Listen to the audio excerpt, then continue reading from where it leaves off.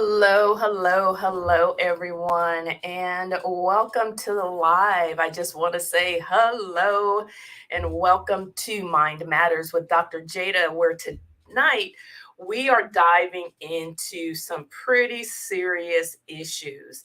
And these issues are shaping our thoughts, shaping our society, shaping our families.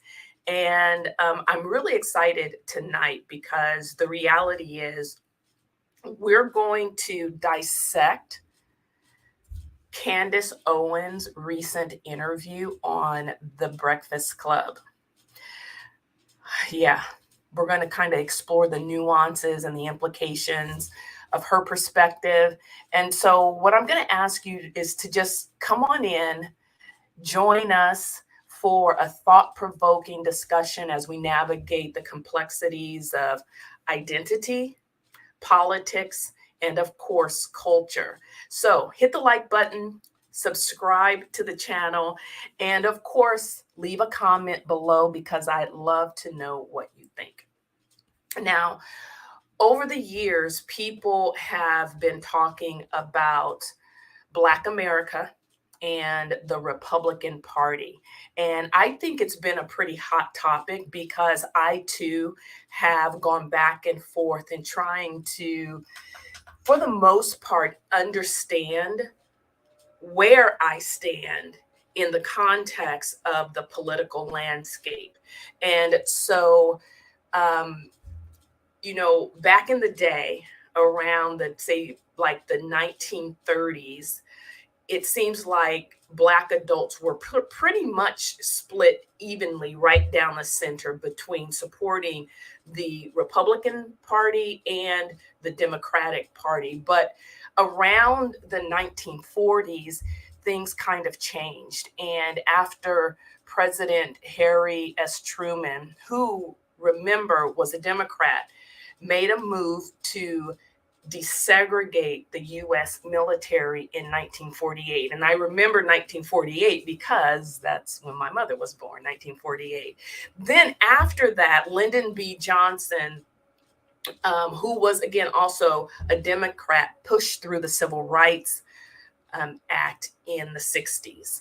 And so what that did was solidified the shift away from the Republican Party for many Black Americans because there were certain elements of our freedom that came into play. And so now, here's what I think is important. And the reason I'm talking about this today is because, of course, the presidential election is coming up fairly soon. And when I say soon, we have about 8 months or so until we'll all be going to vote.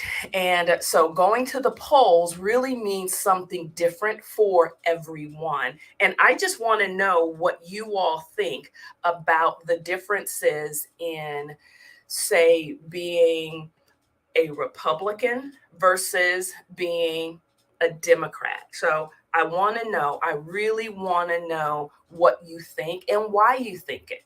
Because at the end of the day, we're all going to make a decision. We all have been gifted the freedom to vote, and I just want to know, what is it that you think? Now, I looked at a Pew poll, and the reason I looked at it is I wanted to understand why Democrats vote Democrat and why Republicans vote Republican. And then we're going to dive into the Candace Owens interview, because I personally believe that people hate Candace for the wrong reasons. I think you have to really know and understand Candace in order to at least give her a fair shot. So here's what the Pew poll said. It says only about 1 in every 10 Black adults lean toward or identify with the Republican Party. And in a survey, and that's the Pew survey, just 4% of Black voters said they would vote for a Republican candidate for Congress in their district, while a huge number of 69% said they'd back the Democratic candidate. But when it comes to their thought on race, Black Republicans and Black Democrats see things differently. Black Republicans tend to think that individual actions are the main issue when it comes to racism, while Black Democrats are more focused on systemic issues. Now, for example, Black Republicans are more likely to think that racist acts by individual people are the main problem, rather, and here's the key, rather than racist laws. They're also less likely to support big changes to the prison system, policing, and the justice system to ensure fair treatment of Black people compared to Democrats. So there you have it. There are just a few insights into Black Republicans and their views on race identity based on the survey, and Black Democrats and their views. And so with that being said, I want to talk and really look at the video of Candace Owens, who did an interview with the Breakfast Club. And even though I think, of course, sometimes Candace can be polarizing, and I think she kind of likes to go against what the average person thinks and says. But here's the key. I really believe that if you look closer at what she's saying, you'll actually see that the core of her values are family, working hard, loving America, and as a mom looking toward the future for her children, and just love of family in general. So one of the things that I want to do is share the actual video and then just kind of chat through it a little bit. And of course, I want to know what you all think. And what you all think is important because, again, we have the election coming up in a matter of months, and we all, fortunately, get to make our own decisions about how we interact and how we respond to I guess I'll say, and I want to choose my words carefully, but how we act and respond to rhetoric, how we act and respond to the narrative that is being sometimes, I believe, forced fed to us, and much of it is not true. And so I want to give Candace the benefit of the doubt and hear it based on her own words of why she believes what she believes. And again, why is it that she, why she voted for Trump, and why she decided to take some matters into her own hands when it comes to her voice. So here we go.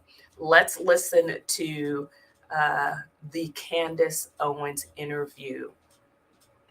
Wake that ass up in the morning. The Breakfast Club. Morning, everybody. It's DJ NV, just hilarious. Charlamagne the Guy. We are the Breakfast Club. We got a special guest in the building. Oh, they're not gonna like this one. We have Candace Owens. Candace Owens. Welcome. Hello. How you feeling? I feel great. A little tired. Had a wedding this weekend, but always feel great. Back to New York. You're originally from here, right? Yeah, I was born in New York, raised in Stanford, and then lived in New York after university for like 7 years. So I worked just 2 blocks away from here. What part of New York? Did I live in or? Was born. I was raised. born in White Plains. Oh, White Plains. Okay. By the Bronx. Okay.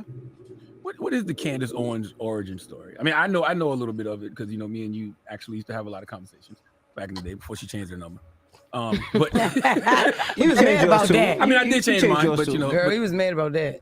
He was like, I've been hitting up, but she ain't going to hit me back. Blue. I was like, is she just ignore me? No, I wouldn't have ignored you. I would have answered. I changed my number. I try to do it every couple of years. Okay.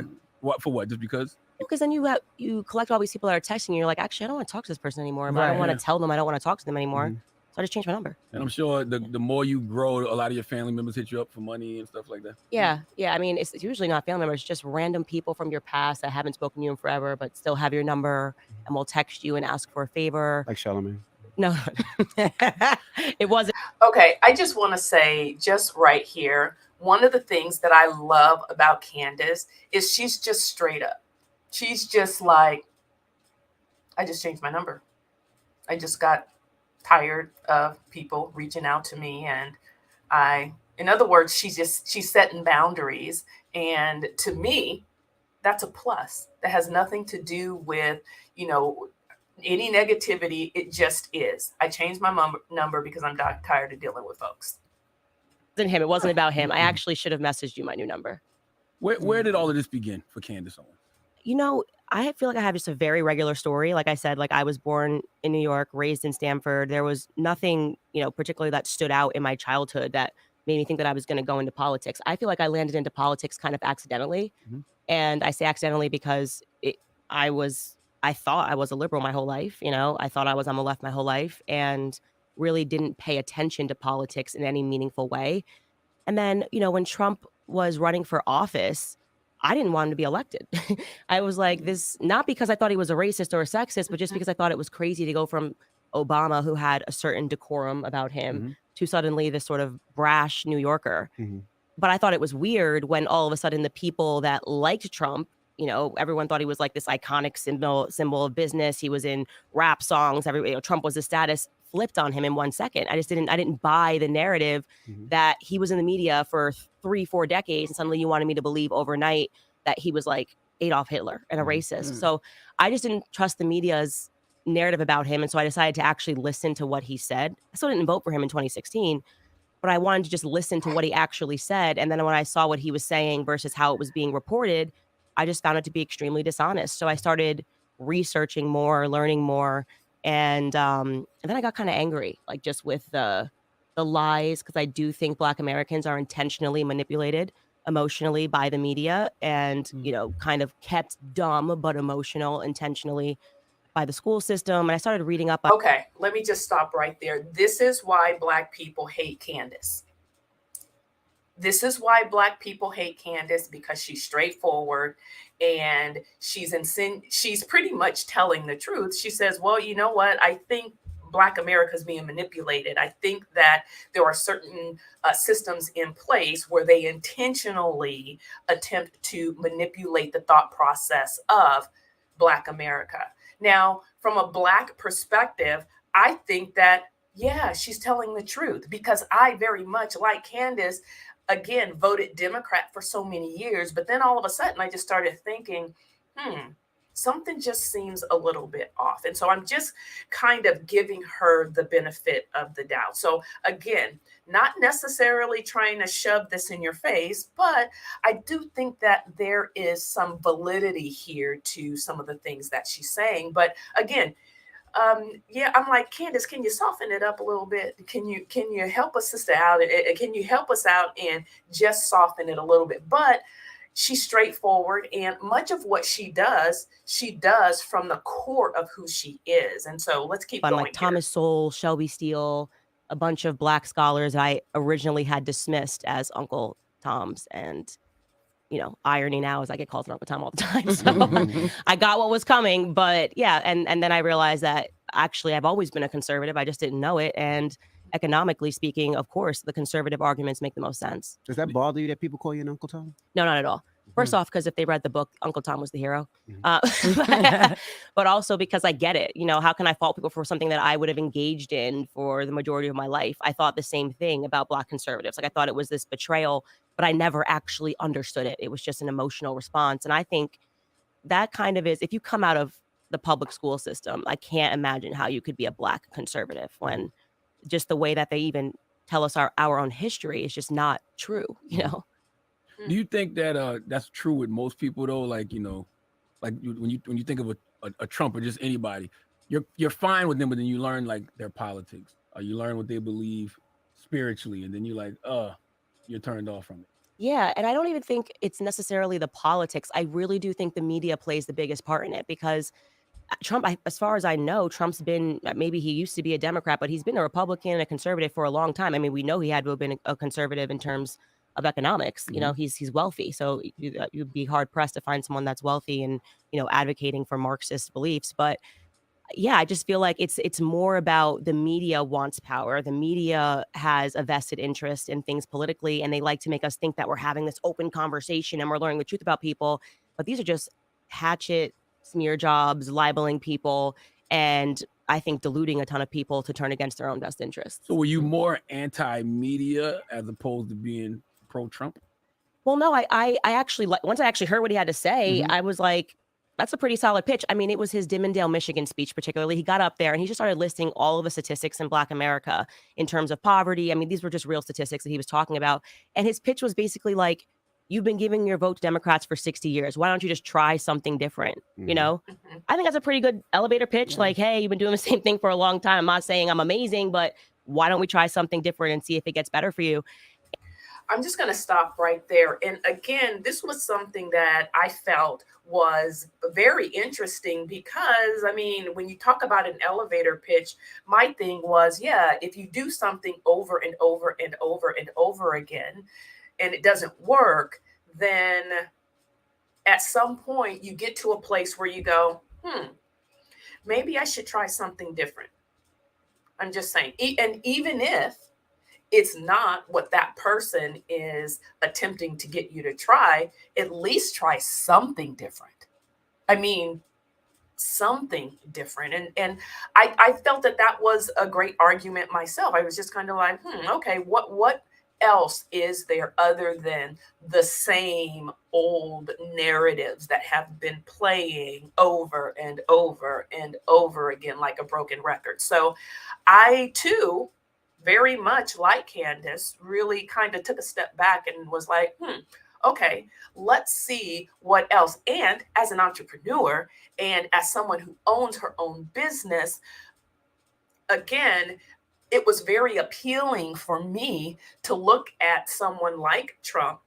And again, I'm not saying that some of his antics and how he expresses himself and how he communicates, that I loved it because, of course, you know, my husband and I have had many of arguments and fights, very true, about Trump. However, I believe that every single one of us, given free moral agency, can make decisions that benefit who we are, what we want, where we see ourselves in the next 5 to 10 years, and we make our decision based on the gift that has been given to us or the freedom and liberty that has been given to us to vote based on what we believe and that is best for our family. So I heard that elevator pitch back in 16 as well, that it was like, hey, I mean, has it worked for you? Really? I don't know, but I appreciated that. Then suddenly I like flipped over to CNN and it was Don Lemon's like crying. You know, I think it was, I'm maybe being, but it was just, they were so dramatic and they were lying about what he said. They're like, he looked you in the face and told you you were poor. Like, I'm like, that's not what he did at all.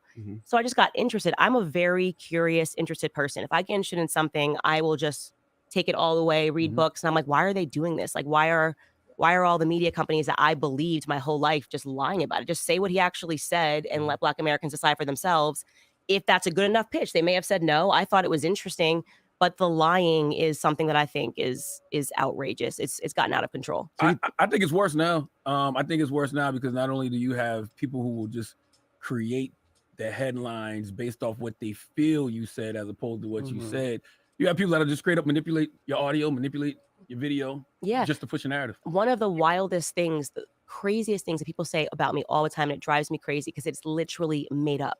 They're like, Candace said racism doesn't exist. If you go find that headline of Candace says racism doesn't exist, they didn't put it in quotation marks because I never said it. They were like, Candace said racism doesn't exist because she's quote unquote never been a slave. the words "never been a slave" came out of my mouth, but I never said racism doesn't exist. And it was in the context of an entire speech. The media knew that Black people were not going to go watch the speech or try to find the original speech. They were just going to read the headline and react and be like, oh my God, Candace Owens said racism doesn't exist. Like, how could she say this? She's a hypocrite. She's a liar. This happened to her in her childhood. Yeah, you sued your high school for racism. Yeah, So well, clearly, it's actually that's not what happened. I didn't sue my high school for racism. For not But protecting you during that time, I said, right? Mhm. They said for not protecting you. They I said, just did you what the media does. yep, yeah, absolutely. no, it's fine. I mean, I get it because it's something that I've talked about at length. But essentially, I had this situation happen to me in high school where someone that I was actually best friends with left me horrific voicemails. They were racist voicemails. There's no other way to slice it. They called you a nigga because you didn't want to date him. No, he actually, I think he was gay, to be honest. It was nothing about dating. I think this was kind of a circumstance of like, I had my first beer. I'll be honest, I got a boyfriend and I just stopped hanging out with my friends. Very typical high school stupid stuff. And this gay guy that I was friends with was like outraged by it. And one night he was out drinking with kids that were way younger than him that I had never met. And they left me horrific voicemails. I mean, like bringing in like Rosa Parks. There was tons of threats. They did what? What? They were just like, it was, like it was, there was no way to slice it, but it was, they were extremely racist. And it was terrifying too, because I didn't know who the phone calls were coming from. Long story short, one of the kids in the car happened to be the governor of Connecticut's son. So it became this sort of overnight political story. And while it was going on and there were like news cameras in front of the school, I left school and just homeschooled for, I think it was about 6 to 8 weeks. And basically we got reimbursed for the time that I was homeschooling is what happened. But yeah, so when people retell that story now, it's like she sued her school for racism and the NAACP helped her. And I'm like, no, the NAACP did not help me. They used my face and my name to fundraise for the NAACP, which is actually the reason why I don't like the NAACP. It's like a very valid reason because I was a little girl, I was 16, 17 years old, and it was a really hard situation to go through as a child.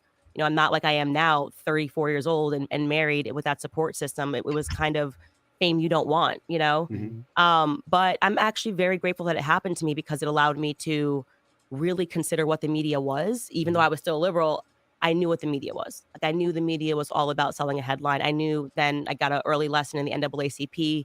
I think organizations that never want racism to go away, because how are they going to fundraise? Like if you're a CEO of the NAACP and you're earning X amount of dollars, you got to keep the racism narrative going on or you're going to work yourself out of business. So the stuff that I talk about is always based on my experiences, and so it's just crazy to see how it gets manipulated in the press. Now, you said something earlier. You said that you wanted to listen to what Trump had to say. You said in 2016, you still didn't vote for him. So looking at the country now, right? Of course, there's Trump, there's Biden. Who do you think is better for our community? Obviously, well, first and foremost, just for everybody, you should have a president that's, not mentally deteriorating like Biden is. I mean, he's in full mental deterioration. It's crazy to pretend anything else that's happening right now. It's scary first and foremost because we have real enemies out there. Okay, so I just want to say I have a whole video on